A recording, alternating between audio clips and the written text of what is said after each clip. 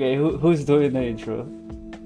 Why didn't you just start the thing after you decide to make the We shouldn't have intro? done that before you started. I mean, here's the Doing it thing. live. We've been doing like this exact same intro like for the past 3 episodes. It's like Wait, have you been like trimming the introduction out? when you no, post it? yeah, I keep trimming it. I keep It's it. literally there. Yeah, it's part Okay, of you the know what? episode. Okay, so who's in the Okay, you know what? I'm just gonna do the intro. I'm just Okay, gonna do the okay. intro. Okay. Hey, ladies and gentlemen, boys and girls and squirrels, welcome back to the Paperless podcast. I am your favorite host for this because I never speak, joined by my other co-host, Cam. Hey, how's it going? Alright, there we go. Pablo. Hey, what's up? And our very special guest for today, Mr. Conor O'Kane. How's it going? It is going all right. How's it going with you guys? Oh, also one thing to mention, Adrian is not here. He must be doing something else. And I might have forgotten to tell everyone that it was 8 p.m. CST. I just said 8 p.m. Sorry about that. Okay, that's fine. Thanks, Pablo. And Connor, to answer your question, I'm doing great. We're so glad to have you on. Thank We're looking forward to such a great episode. You're one of the OG cardists. You've been doing this for how many years? Oh man, so I started Magic in 2010, I want to say, and then so probably a year after that, so probably like 2011, something like that. You've been doing 9 cardistry when you for started. right. Math, We're old. 13 years, So yeah, something like that. we are So old I- Curtis. I guess for everyone listening that doesn't know who Conor O'Kane is, do you want to just give us a quick background of who you are? Sure. So, yeah, I started with Magic back when I was however old I was in, let's see, I'm 28 now. Just turned 28 like a week ago. And then started 13 or so years ago doing Magic and cardistry. And yeah, just been doing that ever since. I grew up around the Chicago area, and yeah, I guess like you want my cardistry story or like my life story? Whatever you're comfortable sharing. Yeah, say whatever you feel is interesting about yourself. Your card journey is obviously the focus, but if you want to sprinkle in some life stories, Yeah, some like- juicy details. You can let us Sure, know sure. your blood type, your address. Sure. Okay, I was Social hoping security I'd number, right? tell you guys about my blood type, and that's my favorite part there.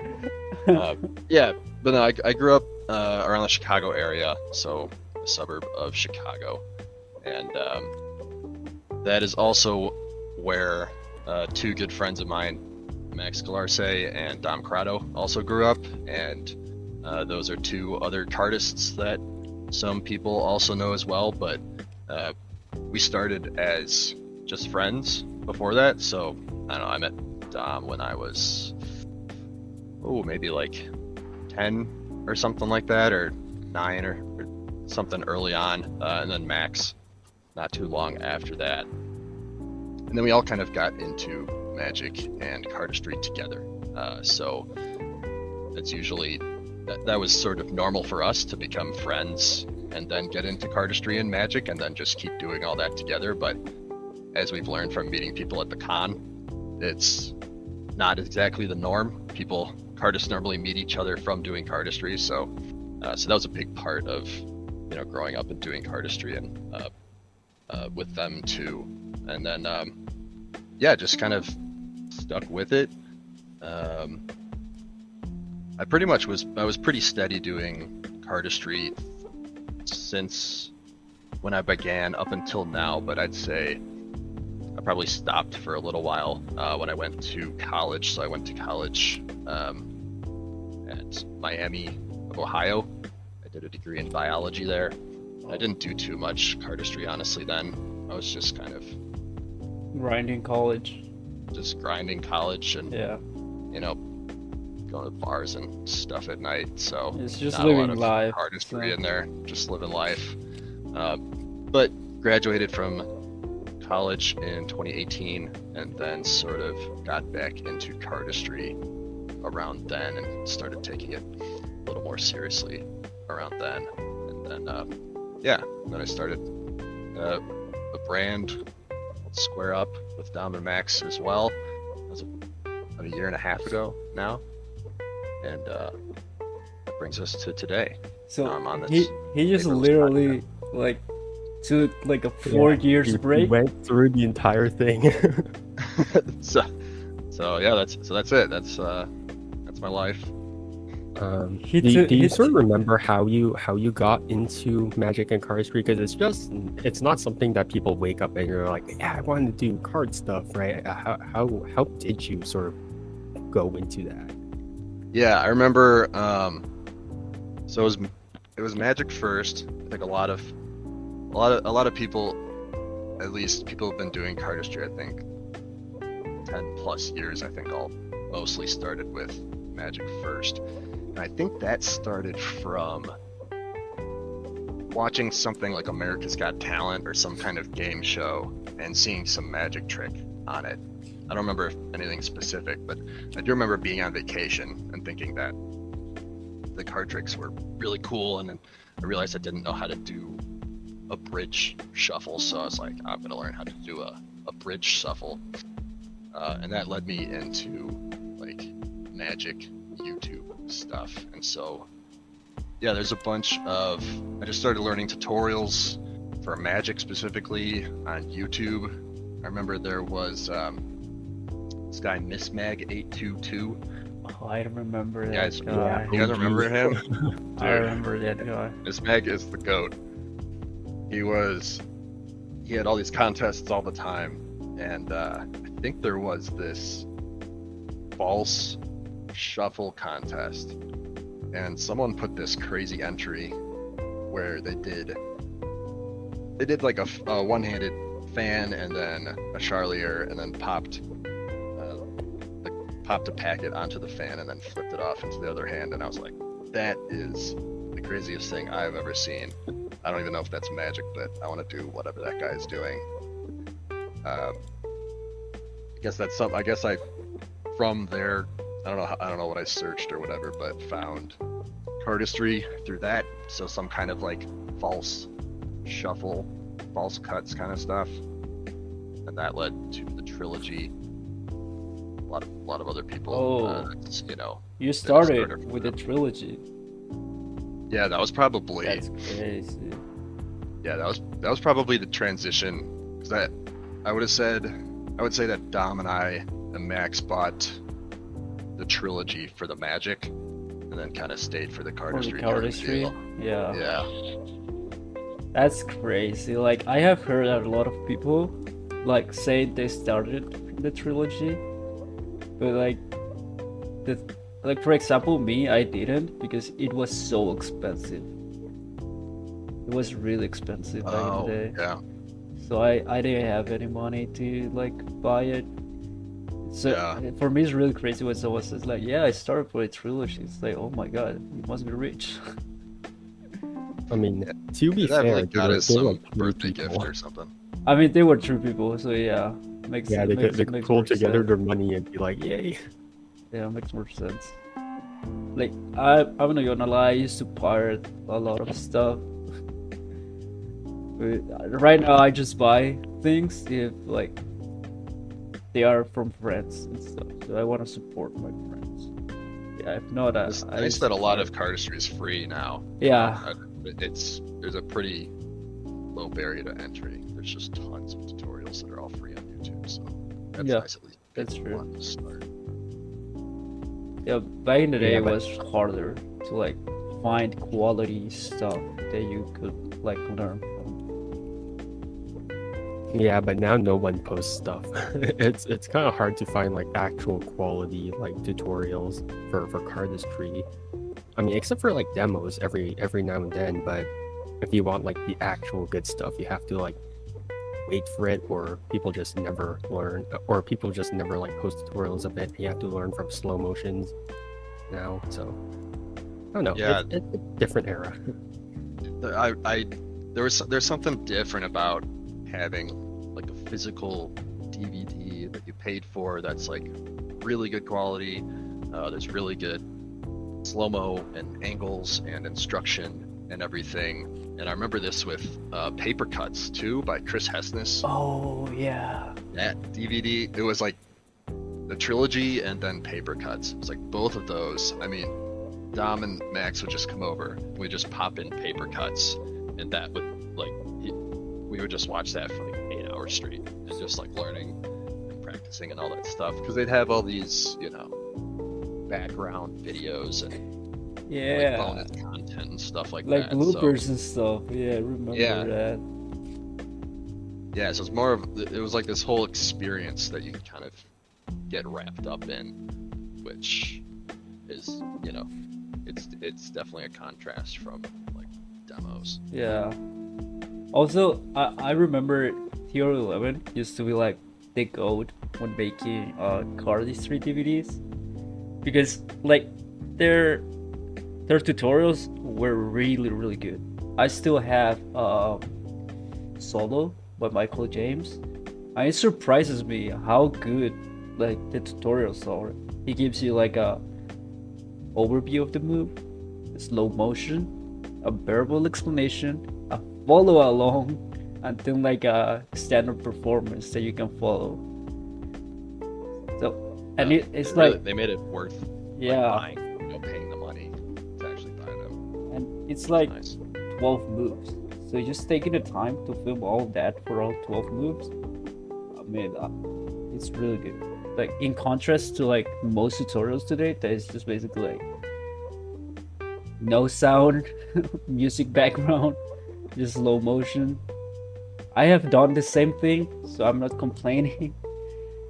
Yeah, I mean, it works for other cardists. You know, like a demo is like a cardistry tutorial for other cardists who are already pretty comfortable, and it's fine.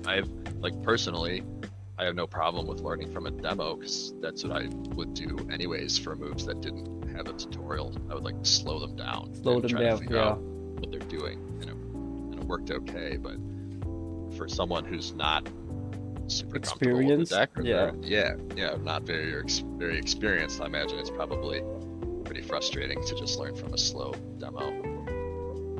That's true. It makes sense. Also, like a lot of people, when we dropped the magazine, I don't know if you have seen it, but we actually started as a magazine. Only 2 issues released. Bro, who's we? You mean you? I didn't do anything for that magazine.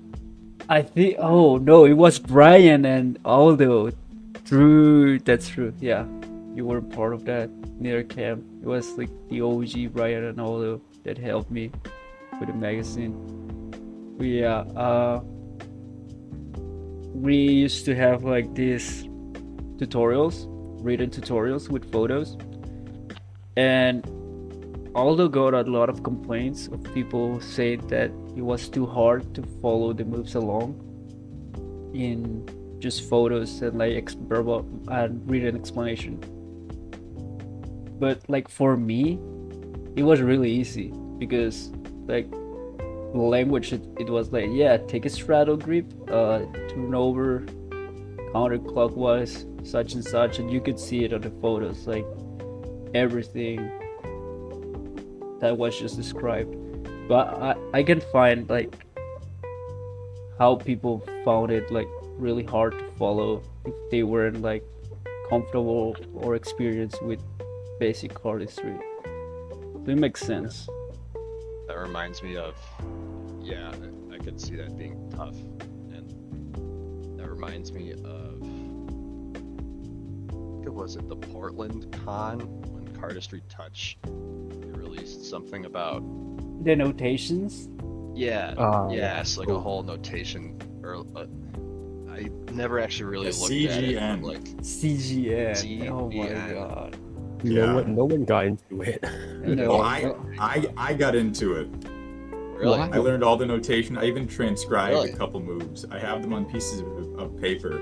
You in seem my, like the in type some of drawer guy somewhere. that wow. was into it, honestly.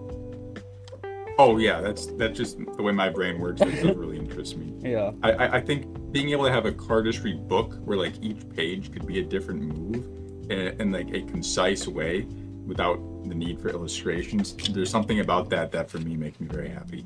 But it only works as long as people learn the language and use it, and that never really happened.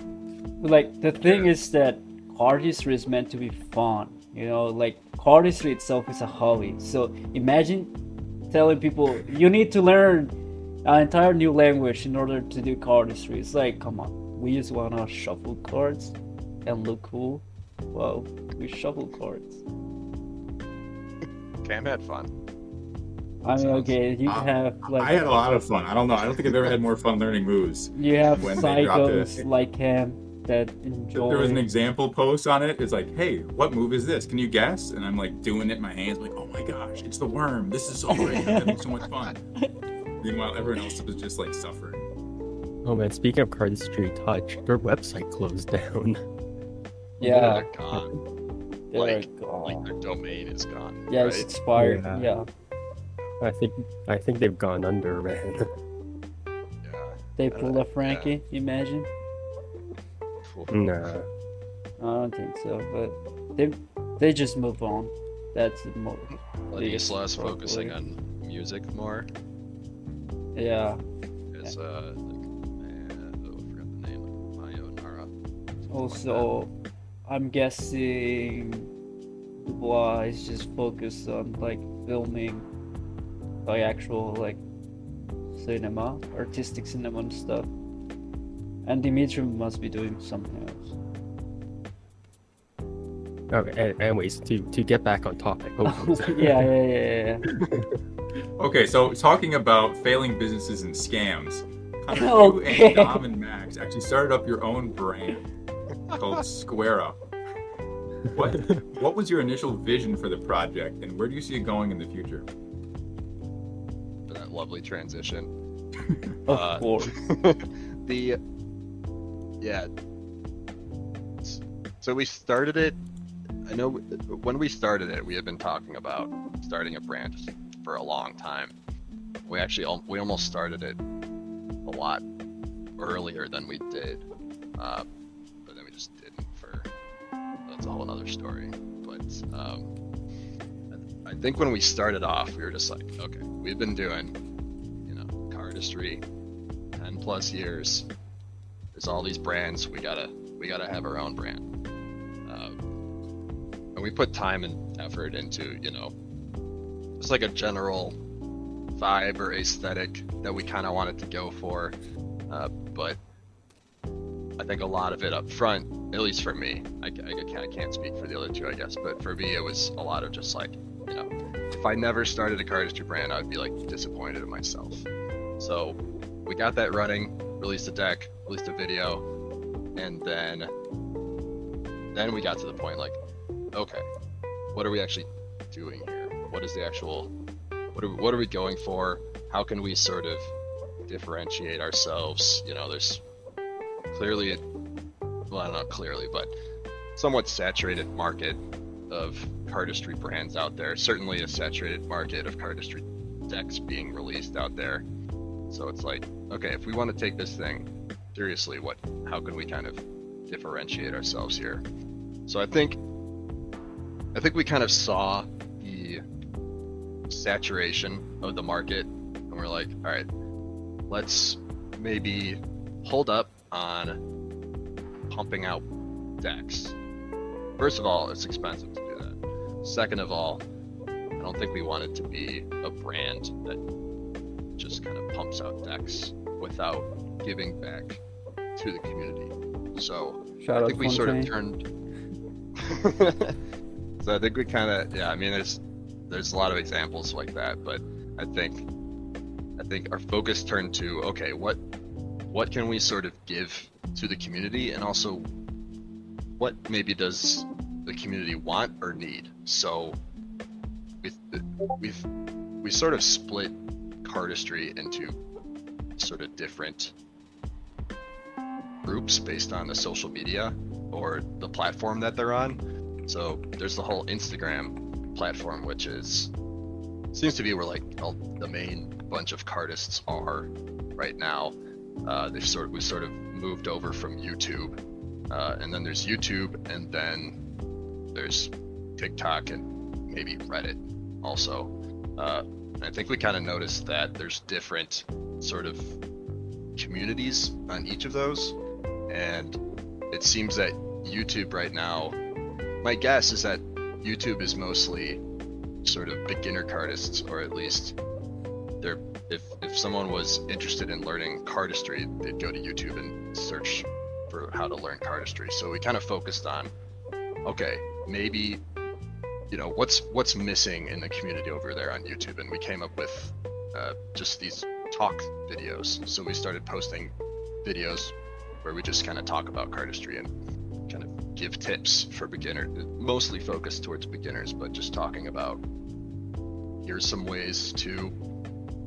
helpful skills or tips to practice or learn a move or create your own move. And then we focused a lot on putting out tutorials ourselves over there. So I think the future then is, I think we're looking at doing that. Sort of what are sort of some of the gaps in the community? What could be something that we can put out there that's beneficial and maybe pushes cardistry forward, or, you know, sort of invites more people, or at least makes more people aware of what cardistry is, and keep putting out content like that, I think. And then as far as then sort of the Instagram side is where we have this more mature cardistry audience. So we will probably focus more things such as we do releases, they'd probably be more towards the Instagram side of things, and then maybe focus more content for some more advanced cardists on Instagram. So I guess that's sort of the general thought that we have going forward. Like, I noticed that your Instagram, well, I mean, not your Instagram, but the Square Up Cards Instagram is like very artsy, very graphic, like looks really good, you know, and you can see that is the audience is like actual cardist people, you know. It really like reminds me, I mean, both of us like started way back in the day, tier 11, so it reminded me of something like that, where in the wire you have like the easiest stuff that you can learn if you were new to cardistry, and you have some of the advanced stuff. So I actually know you from the wire way back in the day, Snow Globe. I don't know if we already talked about that in the podcast, but I just remember that. Can you talk about like why you put them there? Like, why I put moves on the wire? Yeah, on the wire. Yeah, I remember when the wire came out, and it was really, you know, at that time there had been some DVDs out. So like I had mentioned, the system. The Dan and Dave DVD. I'm blank. The trilogy. The trilogy. Yeah, the trilogy. The system is another one. Yeah. System. Yeah, I don't think I ever really got the system or learned it, but I think that was just before I kind of started. But you know, paper cuts and stuff like that. So teaching cardistry for and making money off of it was only possible with these big productions, or like if you were working for Theory 11 or something like that. Then they released The Wire, so all of a sudden, anybody could put out an original move and teach it and maybe make $1 or something. So it's just the whole novelty of it and just the concept of making money out of doing cards. Yeah, just that whole idea was totally new, and that it was, I know for me and Dom and Max, it was like, whoa, this is crazy. We definitely, we had some, you know, we had been doing it for a couple of years. I forgot exactly when The Wire came out, but we had been doing it a couple of years at that point. Yeah, it was a while ago, but it was, we just had to jump on that concept. I remember it was pretty exciting. Yeah. So, yeah, I mean, man, from The Wire, you've been on a cardistry scene for so For a long. long time. So you've seen it like develop and whatnot, and you've also seen how like you've seen like how like I don't know how cardistry has just gotten so. Because I feel like that, I don't know if you share this same perspective, is that cardistry is maybe it might be slowly dying down, and mainly it's because like there's not really like any sort of monetary incentive To keep doing new stuff, like keep improving, maybe. Yeah. Well, whoops, sorry. Go ahead. Oh no, you're good. It's I think a lot of people have been starting to notice, or at least imagine, that cardistry is slowing down a bit. And I would probably agree. I mean, it doesn't feel like that same kind of growth back in 2016, 2017, something like that. I'm not sure why that is. I mean, there was a couple talks at this most recent Cardistry Con. I think had to talk about it. A couple other people, but I think, yeah, possibly the monetary incentive could be part of it. It's probably a variety of things. I think too, back in 2017 or 16, there was a host of viral cardistry videos. So mainly from the verts, and those videos, I mean, they had several videos that hit a few million views. I think Zach almost Sean O also. Yeah, he went viral on this like meme platform. What was the name? Yeah, on Reddit. No, not Reddit. It was like an app. Is it iFunny? iFunny, yeah. He went viral on iFunny. He went viral on iFunny. I didn't know that. Yeah, he went viral on iFunny. I know he's had some viral things. Definitely, I know he's had a couple on Reddit. I'll have like some friends send me videos of Sean or something. Be like, look, this guy doing cardistry. It's like, oh yeah, Sean. Yeah, he's killing it. And I haven't really seen a lot of that stuff recently, or at least there hasn't been like big viral cardistry YouTube videos, yeah. At least. So like I think there's a difference between someone seeing cardistry in a long form YouTube format versus a short form, like a TikTok form, or a reel. For example. Yeah, because the difference is obviously production quality is going to be insanely different. Let's take a verts video versus a TikTok of some like POV of some guy doing some, I don't know, average move that gets 1 million views. Yeah. Whoever sees the TikTok is just going to be, wow, that's cool. Scrolls on. They scroll on to the next thing. It's like any other thing on TikTok. It's not captivating. It doesn't make them want to stop scrolling and pick up a deck of cards and be like, oh, I wonder how they do that, or even register that it's not that difficult if they wanted to, put a bit of time into it and learn it themselves. But I think with some of that's definitely the true. viral YouTube videos, it's a lot easier to be more captured by it and sort of resonate with it a little more. For example, if some of Zach's Fontaine videos, like Black Belt and stuff like that, I mean, yeah, I think something like that is much more likely to get someone interested in trying to learn cardistry than any TikTok or any short form video. Talking about that, I remember, I think that Black Belt or Liquid Paper, one of the two, came out in, I want to say 2017.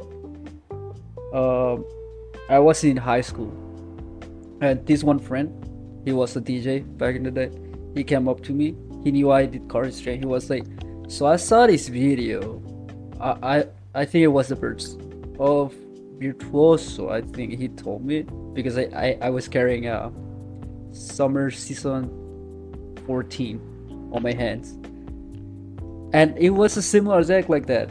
Can you teach me how to do the cuts? I was like, oh my god, did someone just like actually name drop the birds? And it's asking me to teach them cardistry.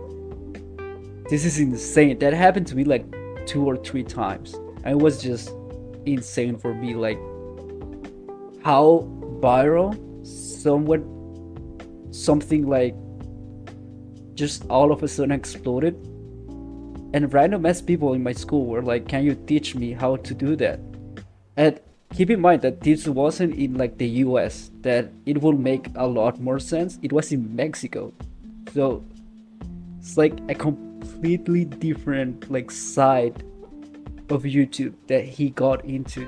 So it's just crazy how like right now I honestly do not find anyone like doing that viral of a thing. Like I think that the most like viral quote unquote thing that someone has sent me is like the Card Mafia and Riffle Shuffle like marble decks. That because they see I have like a lot of decks, they just send me a video of that and say, hey, do you have this deck? I'm like, okay, I understand the reference, but no, I do not have it. It's just crazy how like stuff changes from time to time. In a similar sort of vein, the most recent time someone sent me a video, I had a few people send me this one. It was a Wired video featuring Dan and Dave. They went over like the 22 levels of cardistry or whatever. And that's a long video. It's a very long form video. And I had like 3 or 4 people send that to me. And it was also, it was on YouTube. But I've never had someone send me a TikTok or an Instagram of cardistry in particular. I've had some magic tricks, but certainly not cardistry. So I think, again, talking about what Conor was saying, I think long form videos resonate more with people, even if it is something that's not as in your face entertaining as like a educational or whatever. Yeah, because the Wire video was like more educational more than anything, because they were like basically, okay, so do you know that there's something like skating with your hands and with cards, and this is like the different things that you can do from easiest to hard. So Yeah, that was a pretty big video. That was one of the like big. I think when you search cardistry, that's like one of the first pops up, I want to say. Connor, since you've been in the community for so long, do you think that just the stagnation of cardistry moves sort of contributed to just how the cardistry scene is slowly dying out? Because like obviously you have like all these crazy aerials, but there's eventually a platform for it, right? There's a ceiling for how crazy these moves get. So do you think like, I mean, because we're cardists, we like to tinker with stuff, but eventually you just start running into other people's moves and whatnot. So do you think that this limit of how far you can create is also sort of limiting cardistry's growth? So like a platform in creativity. Yeah, sort of. Yeah, I think the trend of most popular cardistry moves nowadays is almost going towards this new age XCM kind of thing, where it used, when I got into it at least, it was packet cuts were the main thing. yeah, And I think there's a lot of, I think it's easier to sort of create packet cuts. It's, at least in my opinion, easier and more fun to practice and create them, because when you get into creating these sort of almost XCM type moves, I don't know, they're not always super fun to practice. This is just my opinion, and in these kind of moves that I've created and I'm currently practicing are not super fun, but it's sort of the meta, I guess, for really popular moves. So I could see some new cardists seeing these kind of crazy moves and just going, how would I ever even think to create that? I think there's always going to be moves out there that you can make or create or discover, however you want to put it. But I think a lot of the popular moves are getting more difficult to do. So I think if it seems like some people nowadays too are starting to sort of move back to some smaller, comfy moves. And I think if things trend that way and people start to tinker with just really different kind of finger grips and just really tiny changes there, I think that might be a little easier for new people or new artists as far as creating. So yeah, I guess it's just kind of maybe the moves that are popular right now just seem really difficult. So Yeah, that makes So, sense. in no, in go your ahead, go ahead, opinion, go ahead. what should we as a community be doing? Of course, this is very subjective. What do you think we as cardists, the community, could be doing to help it grow and spread to more people and sort of give it the life that it once had? That is a great question, Cam. Wish I Only knew. asking questions like he was Obama over. No, I wish I had a good answer. I think that's a lot of what we're trying to think about at Square Up, at least, is what could we put out there, or what could the community do in general to maybe swing this downward wave back up in cardistry a little bit. I do think it's kind of something as far as the general popularity of cardistry. I do kind of think it's sort of a wave, or would go in waves, I'm hoping, at least, and maybe that this is just sort of a downswing, and hopefully that there's an upswing in the future here. But I think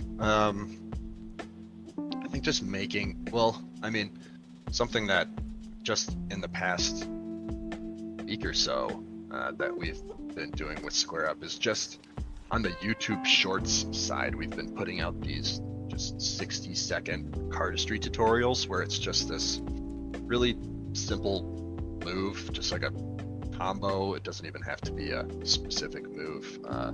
Just like you just roll a packet off of a charlier and then you toss it back or something like that. And I think having it be this little quick 60-second thing where you show it a few times, hopefully someone thinks it looks cool, and then it only takes a minute to learn it. I think maybe things like that. Maybe people have shorter attention spans these days with all of the reels and TikToks and shorts that are happening. So I think a possible direction to get more people into cardistry, or at least turn the wave back upwards, is sort of using cardistry as a way to fidget and little tiny comfortable things that just kind of get somebody comfortable with the deck of cards. Because I've seen there was this cardistry, the account that Shiv has with I think it's Cardistry Cameos or something like that. But there was this popular actor, I want to say it was Jason Sudeikis, and and in between shoots, he says how he would just grab a deck of cards and just fiddle around with it, and he would like toss cards back and forth. Yeah, I was like, I remember yeah. that. That really caught my attention. I was like, wow, so he does cardistry, in between his shoots, even if it's just little tiny fidget things. So I feel like something along those lines could be easy, or at least one way to get more people into it. I remember that because I think that he started to do that because Frank Song worked with him on a movie as a consultant, as a cardistry consultant, and he taught him how to do backdrop. I think it was Charlier. I didn't know that. That's really cool. Yeah, Not free. I remember that. So I mean, getting back on track. Well, okay. Oh no, go ahead. My bad. Okay. All right. Well, I mean, as far as like, I don't know, trying to revitalize the community, I think you guys are doing a phenomenal job. Like, just from approaching like different social media platforms in different styles, I think is, well, first off, is genius, because I noticed that a lot of people on Reddit have no idea what's actually going on in the Instagram cardistry community. So I think that you guys are friggin' genius for that. And you know, to actually tackle that way is, well, very, It's I don't very know, smart. notable, I guess. And you guys also have a well, newsletter to actively engage with the community. And one thing one thing that made me laugh when I read the recent newsletter, which is called A Cut Above, which every listener should sign up to, is quote, "If BCA won't do it, I guess we'll have to," unquote. So Yeah, like yeah, just to like put my 2 cents in there. I'm really happy. Like I was gonna talk about the newsletter later, but I'm glad that you brought it up. I'm really happy that someone actually is doing like a weekly. I think that is weekly or is it monthly? monthly. But it's doing a monthly magazine quote unquote, because it's like it's the same thing, honestly, like a newsletter and magazines about card history and cards, because that was like the idea I had with paperless. I couldn't do it was too much work, but like I'm really happy that someone is actually like doing it and putting the time and actually doing it right. You and Biz, both of you are like doing the magazine format really, really good. So I just wanted to say that I'm really happy that someone actually like is doing a cardistry magazine.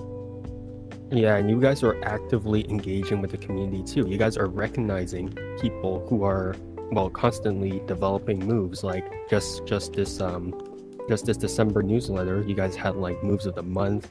You guys are acknowledging like videos and whatnot. Like you guys are doing a phenomenal job in like the The community community, space. So I just wanna acknowledge that. Well, Yeah. thank you. I mean, I really appreciate that. It's really nice to hear that. And I'm glad you guys are enjoying the newsletter too. So yeah, you don't get direct feedback really with the newsletter too. You know, there's not like a comment section for it. So yeah, thanks for that feedback. Yeah, we've been really enjoying the newsletter. It's work each month, but it's fun and we're enjoying it. I think that's the main thing, at least the for us, important as thing. far as that if it's something we don't enjoy, we're not gonna do it, you know. But it's nice that we enjoy it and then other people seem to enjoy it as well. And I think, well, for the most recent one, we asked people, you know, is there anything that people would like to see included? And the vast majority of the replies says something along the lines of like a, you know, move of the month, or like highlight different moves that were posted. So I was like, okay, well, that's a pretty solid idea. And yeah, we ran with it. So we put out a few. We highlighted three moves that we really liked over the past month, and included them in the newsletter and wrote a little bit about them. And yeah, it got some really good replies. And yeah, I'd love to see BCA come back. I wonder, you know, definitely put in a little dig there, Patrick. So a friendly dig. I would love to see BCA come back, because I think that's probably part of too. Yeah, it was really good. Like it was a really good thing for people to like try to get on to create Oh, yeah. more. It was very Because motivating. everyone for wanted to people get into BCA. Oh yeah, and it was very easy.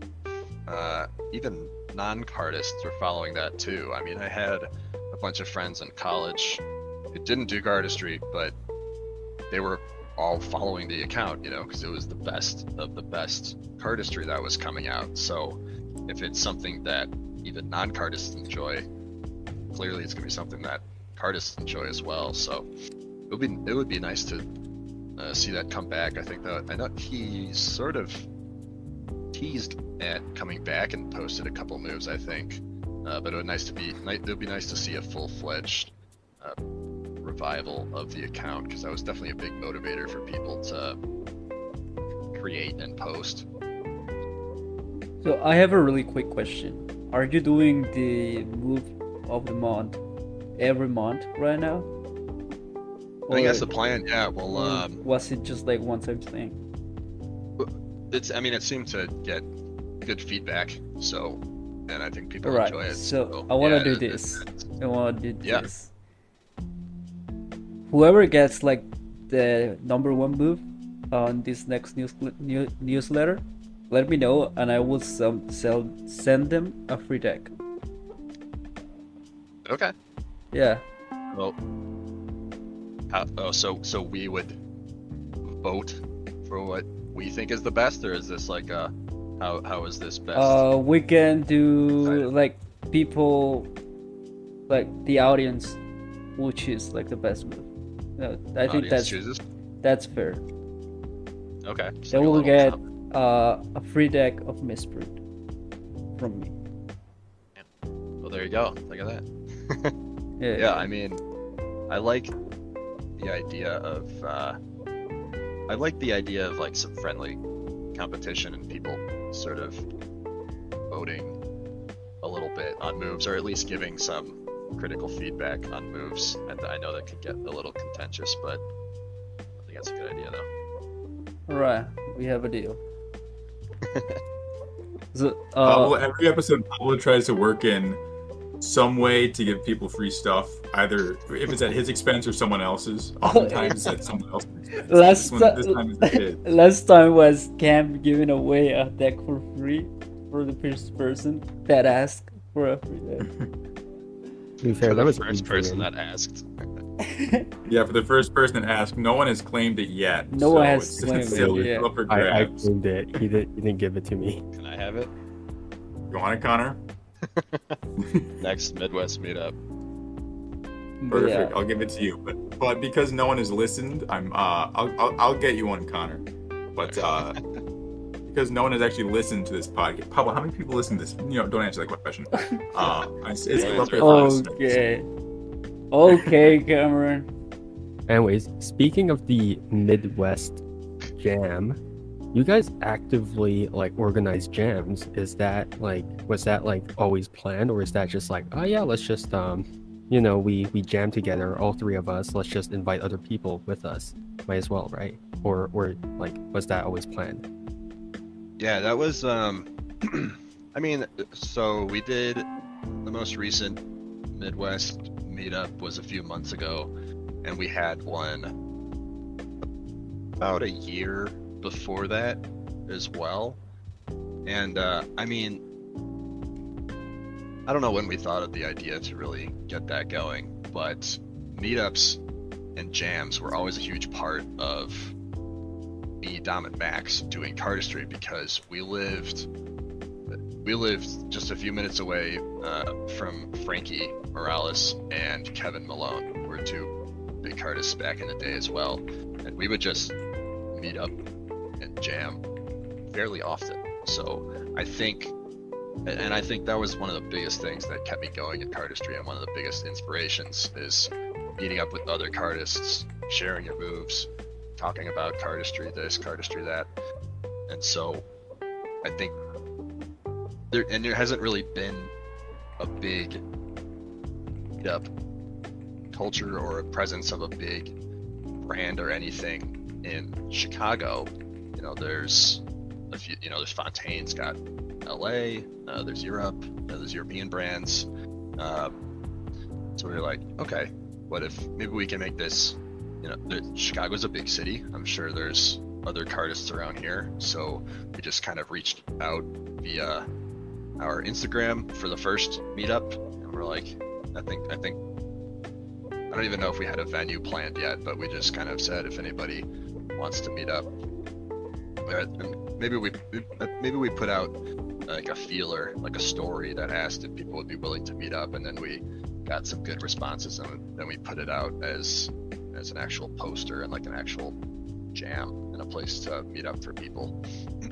And that one went really well. I mean, that was super fun. And we had some of our friends fly out too. Mars came out because he works for an airline, I forgot which airline, so he gets like free flights, so he can just fly out, which is awesome. And yeah, it was super fun. So I think from that first one, just jamming with people, and you know, met Cam there, met a lot of other people.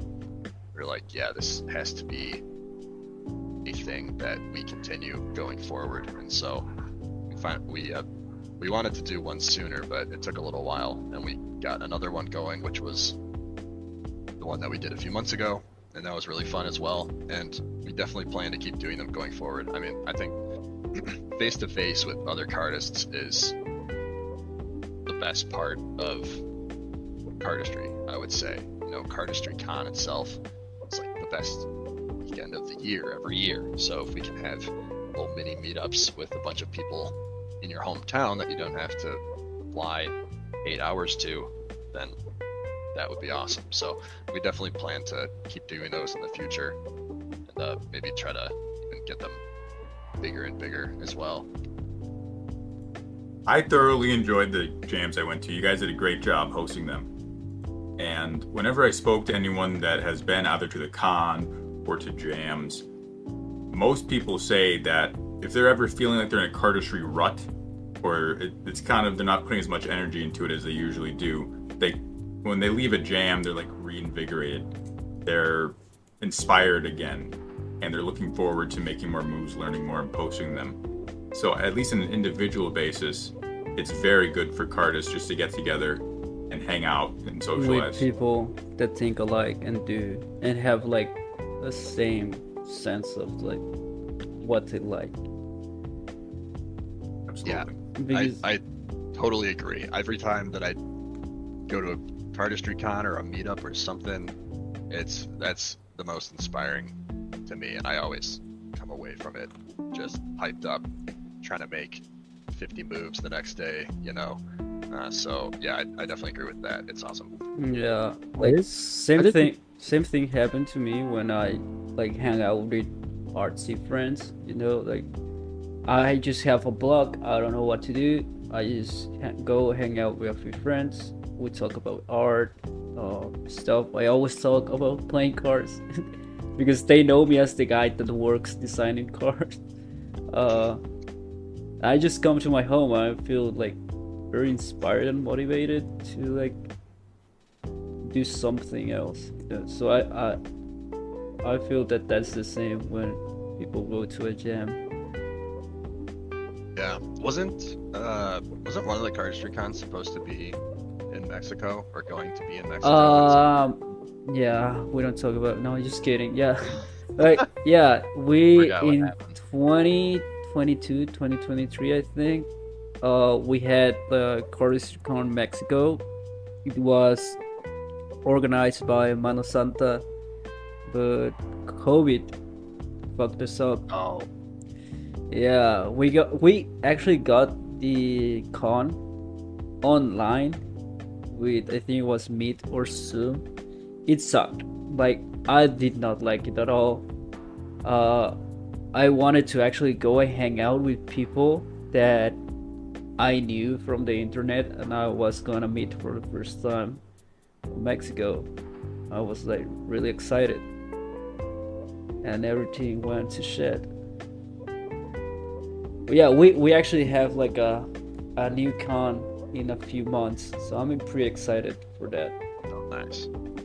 Yeah. Is it also a Mano Santa thing, or? No, it's another brand. I don't Oh. know. I think it's Odyssey that is doing it. I'm not sure. But it's like a brand that is doing it. Yeah, Curtis, my bad.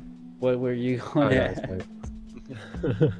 No, I was wondering if if the guys at Square Up actually considered like maybe like online jams again, because I mean you guys said like Midwest jams are like very, I mean they're consistent, but they're also kind of far apart. So you think that if you guys had like maybe like you guys remember Tiny Chat? Oh my god. Yeah. What if you guys had like those like monthly, and then you could like sort of like post it on different social media platforms and just invite beginners to come like at least like experience like the community. A jam? Like, Yeah.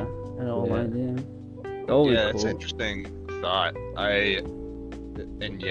your point about how the Midwest meetups are far apart, we definitely want to get those sooner. I think our next steps are make that kind of probably. I mean, the last two were a year apart, so probably try to get this next one half a year apart, maybe do 2 a year, and then work our way from there. But as far as an online thing, we hadn't really thought about it, but there is the missing Discord that just released, and I mean that seems like a pretty good idea. I would probably just tell artists to go to that, because it seems like they're got that locked down. I do miss Tiny Chat. Tiny Chat was really cool, and I think it was. I think the Discord could become that. I know there's been a variety of artistry Discords that have tried to start up. I know after the most recent San Diego con, there was a tiny Discord that started up, and that was active for, I don't know, 2 weeks, a couple weeks or something, but it didn't quite stick. So I know people have tried to do that before, but yeah, I mean the funnest part about Tiny Chat, I think, was just how easy it was to like join. Yeah, it was so easy, and you could just be sitting there bored, you don't know what to do, and you go, I'll see who's on Tiny Chat. You hop on Tiny Chat. Sometimes nobody's there, but sometimes you got like 8 people. It's like, oh, Tiny Chat's popping tonight, and you can just hang on, jam with all these people. I think that was super fun. So I hope something like that could pop up again. I hope I'd probably just say, hopefully the missing Discord could maybe fill those shoes. But I think that the biggest difference from Tiny Chat and Discord is like, in Discord, in my opinion, it's harder to join, because first you have to create an account, you have to download Discord, you have to join the Discord, then find a channel and join to the channel. And in Tiny Chat, it was literally just like tinychat.com/cards2one. That's it. You could be whoever you wanted. I remember that my username was Rosa Parks, so it was like you can be whoever you want.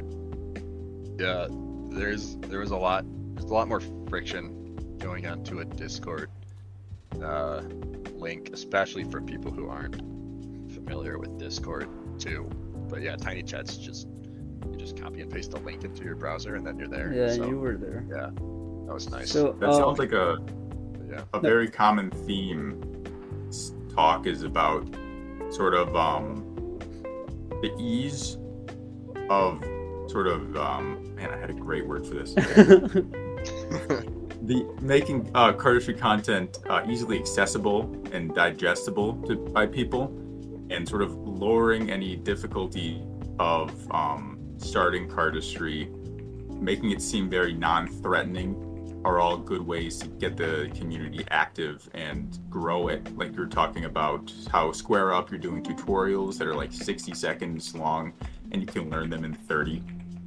Like that's, and it's very non-threatening, and for a complete beginner, they'd see the move, go, wow, that's cool, and then if they have a deck of cards in like their junk drawer or something, they can just grab them and go.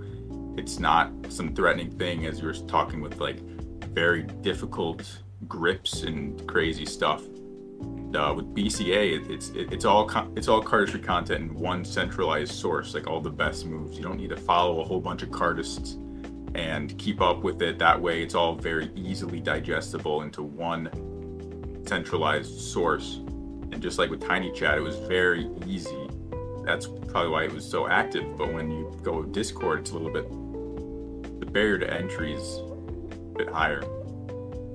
Yeah, that's a great point. I mean, it's almost, it touches on the two audiences type of deal. There's the audience, which is people that don't know what cardistry is, so making it easy for them to learn cardistry. And then there's the audience of cardists who have been doing it for a while, but then even something like making a Discord account and figuring out how to work Discord is like a little too much to make it work. So yeah, I don't know, but I agree that lowering the barrier to entry, I guess, or just making things easy for people, which, I mean, it's funny because cardistry itself is not super easy to do. I mean, it's going to take someone who has to kind of get hooked on it to like be really dedicated to learn and get really good, and it's probably like an incremental thing. So I think the idea that we've taken is that if you can just kind of get someone, as far as like a new beginner, if you can just kind of get someone hooked a little bit with like a 60-second tutorial or something, maybe that's enough for them to dive in a little deeper themselves and start to like get into the rabbit hole of cardistry. Yeah, and you find sort of, oh, there's this whole culture behind all of this stuff. Behind it, yeah. So, all right. So we will have a really quick rapid fire question sequence. Because Ready? we are like an hour in. So okay. How do you develop your style and flow? Like, can you talk about the process, time, all that? sure, yeah, I think it's mostly natural, I guess. I don't think about my style or my flow super purposefully, but I would certainly think I would take inspiration from the people who inspired me to get into cardistry back in the day. So this was mostly the Danes were the biggest influence on me, and I think Nikolai's idea with comfy cardistry as well has been something I've enjoyed, or at least my recent moves that I'm currently working on, I've sort of focused on comfort a little more. So I think that would affect my style in general, but I'd say it's not super purposeful. All right. Do you have any advice for any upcoming cardist? And for example, what advice would you give yourself 12 years ago? Yeah, good questions. Yeah, with an upcoming cardist, I mean, I would say it depends where they're at, sort of, but I would advise them to try to connect with people who do cardistry. So I wish it was easier to kind of figure out people in your local area or around you that do cardistry, that you could meet up with them, but I would try to advise them to meet up with other cardists somehow if they can, or figure out who might live in their area.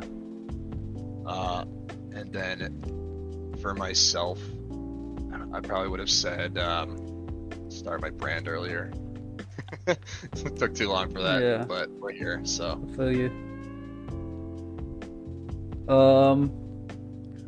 What are 3 changes that you would like to see in the community? It'd be nice to have a shift back to YouTube in general. I think there's inklings of that happening. I see people putting out chill, sit down videos here and there. You don't have to be sitting down, but just putting out some casual videos on YouTube that are a little more For long fun. form. Yeah. Yeah, just some fun things. I think learning and posting other people's moves more often would be cool. There's so many tutorials out there and people learn moves, but then I don't see people posting other people's moves sometimes. It's all about it's very heavily focused on original content these days. I guess it always has been, but a little more these days. Yeah. And a third thing, Less Fontaine. more artists. I don't know. More meetups and stuff. I think we're trending in that direction, but Yeah. I would like to see more meetups happening all over. That would be cool. Yeah. Last one is, what's the direction that you are currently heading towards in like both cardistry and your life? Cardistry in general, I'm just kind of focused more on enjoying myself a little more with cardistry. So I have a set of moves that I've made, and so currently I'm just putting in the time to practice those, and I'd really like to get a solo video out sometime not terribly far in the future. So practicing and then sort of enjoying myself a little more with the practicing and then life in general. Let's see, so I'll be currently a master's student at Michigan State, so I'll be graduating. Oh, you're doing your masters. Yeah. Yeah. So that's Congrats, a cool other congrats. I also want to do a thing. master's. Not done yet, but So congrats. oh man. yeah. Yeah, I want to do a master's on education. It's like Oh, to cool. teach.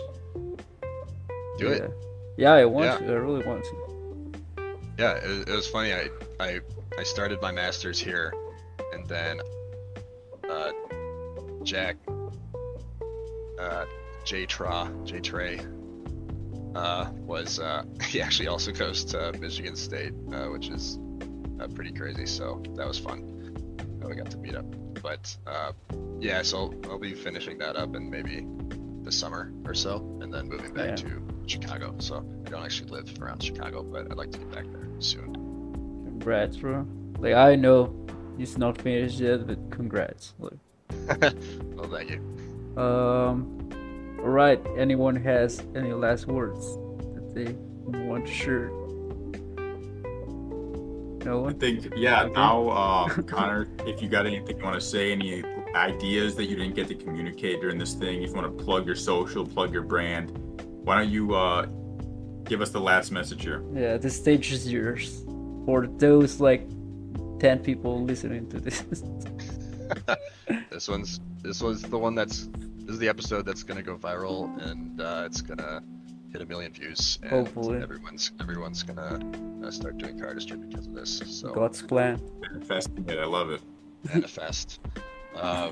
Yeah. So, well, yeah. Thank you guys for having me on. That was really cool. And yeah, I guess Square Up Cards is the brand at Conor OKN CONOROKN. It's my personal thing and my personal Instagram. But yeah, no, that was really fun. That was a good talk, good discussion, and I'm excited for the millions of viewers that will start listening now to this. Hopefully. That's the plan. I wanted to touch some more stuff, like talk about design and stuff, but we do not have time right now. But hey, we So can once one we can reaches 1 million have views, and we'll like be so another inclined episode. to do a Connor O'Kane part 2 Part episode 2, where yeah. you talk all about that stuff. Yeah, that's what we'll do. It Now we'll re- get 2 million. it reminds me Alright. of Weston, that every time we wanted to do a podcast, Weston just pop it out of nowhere and say, "Hey, we can talk about this." And I was like, "Okay, Weston, talk about whatever you want." But yeah, who wanna do the outro? Cam or Curtis? Curtis has been silent for like 10 minutes, so let's let Curtis do it. No, I said my piece. He's going non-verbal again, like last episode. All right, fine. I'll peace out then. All right. Well, that's another wrap for another episode of your favorite paperless podcast. I am your favorite host, Curtis, along with your less favorite host. You're not gonna say anything? Oh, you want me to say something? I thought you were just gonna Yeah. rattle it off. Yeah, That's me. okay. Okay, yeah, thanks. Thanks for coming, guys. Okay, Pablo. Hey, thank you so much, Conor, for joining and actually like being part of this episode. I love it. Like being a fan for a long time. So yeah. And yeah, and our very special guest, Conor O'Kane.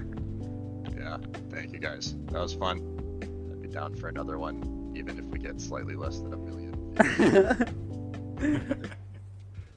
And that's gonna be a wrap. Thanks for hanging out with us, and see you guys. Well, listen. Well, what? I Yeah, don't know the listen. verb is just Yeah. listen to Next us week. next time at the Paperless Podcast. See ya. Take care. Goodbye.